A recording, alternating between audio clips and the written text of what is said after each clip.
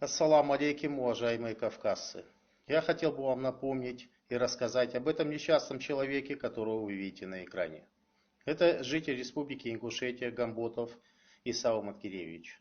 В октябре этого года Гамботов был задержан и вывезен с территории Ингушетии на территорию Осетии без ведома ингушских властей. Гамботова Ису Маткиревича обвиняют по сфабрикованному делу в якобы совершении каких-то тяжких преступлений на территории Осетии.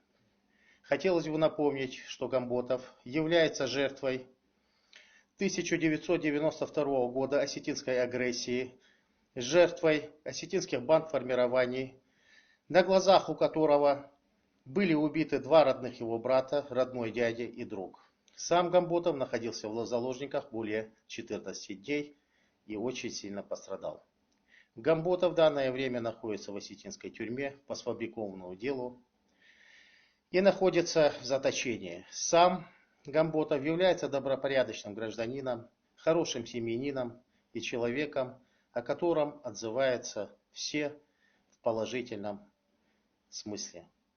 Я хочу обратиться к вам со словами, чтобы мы все поддержали и освободили этого человека, который заслуживает без преувеличения мирного неба над головой.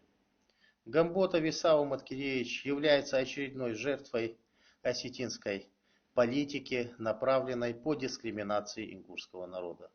Я обращаюсь к вам, дорогие братья и сестры. Помогите и сделайте все, что в ваших силах, чтобы освободить этого человека и дать ему мирного неба над головой. Огромное вам спасибо. До свидания. До новых встреч.